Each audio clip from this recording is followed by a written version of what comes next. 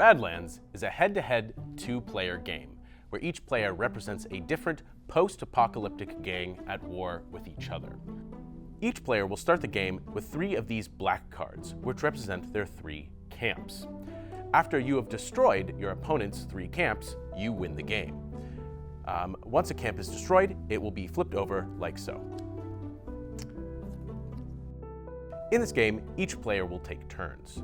On your turn, you will draw a card from the shared deck in the center of the table, as well as gain 3 of these water resources to use during your turn.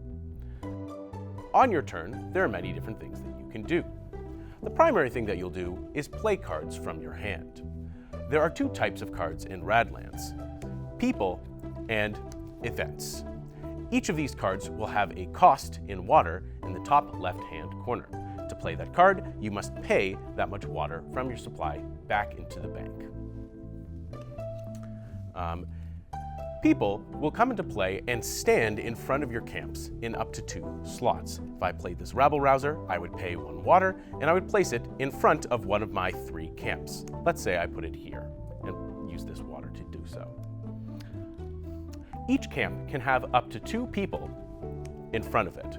If all 6 of my spaces in front of my camps are filled with people, then I can optionally discard one of those people in order to make room for a new one to play. Additionally, there are events in Rad Lands. When you play an event, pay the water cost and then note the number near the bottom middle of the card. Each event will go in a slot next to your camp and people. This one goes in slot number 2, which is right here. If slot number 2 was already full, then that event would go behind the event in slot number 2. If all of those spaces were full, I would not be allowed to pay that event. At the beginning of each of your turns in Rad Lands, all of your events will advance 1 space forward. And once an event advances into space 0, it will take effect and do something that is probably good for you.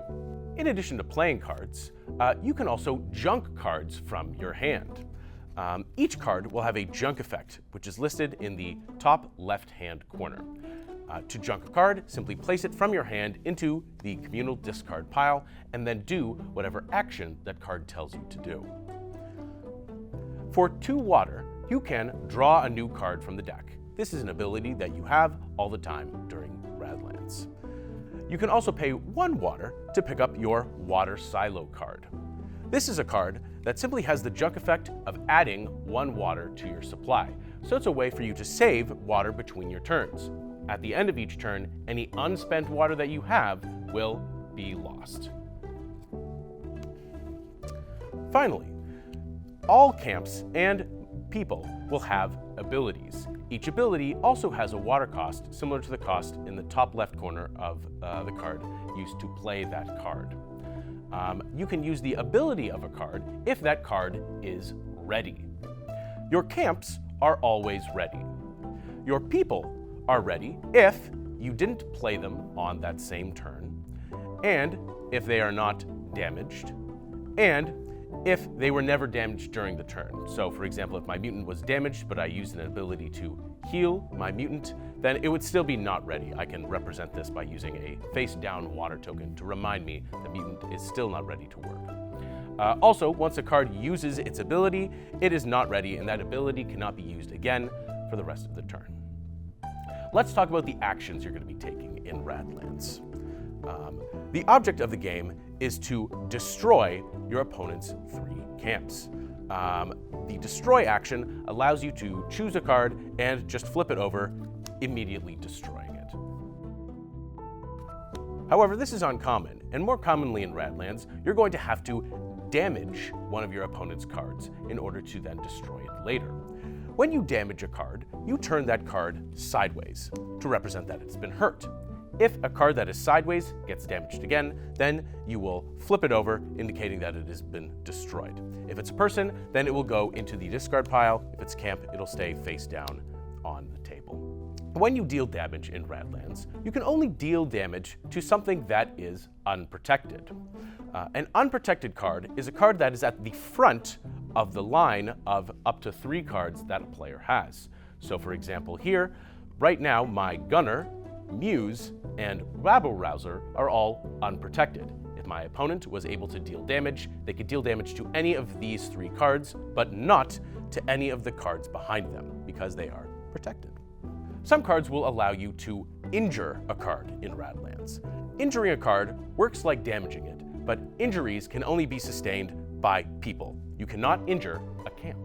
Some cards will allow you to restore other cards. When you restore a card, you choose a damaged card and you turn it back up and down to represent that that card has been healed.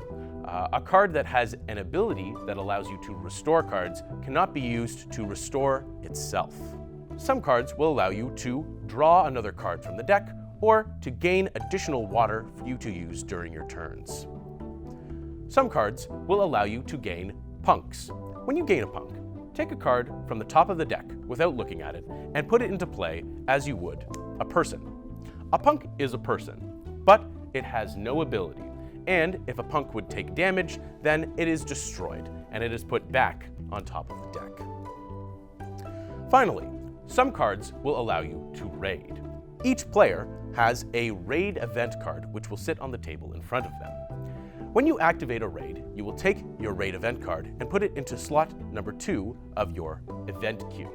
Or, if the raid event is already in your event queue, you can move it forward 1 space, as long as there is room.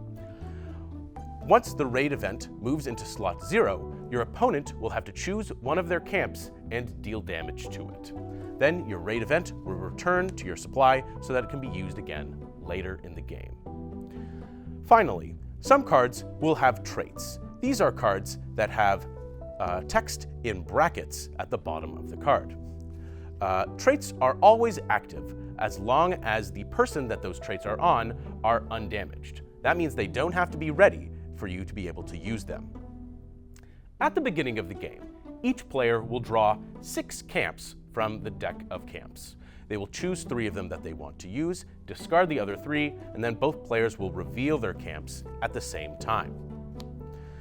These numbers on the left side of the camps will determine how many cards each player will start the game with. I chose these 3 camps here, which means that I will start the game with 2 cards in my hand. We'll also determine a first player randomly. The player who goes first in Rad Lands only gets 1 water on their first turn of the game. After that, every player will gain 3 water in addition to drawing a card for their first turn. That's how you play Rad Lands.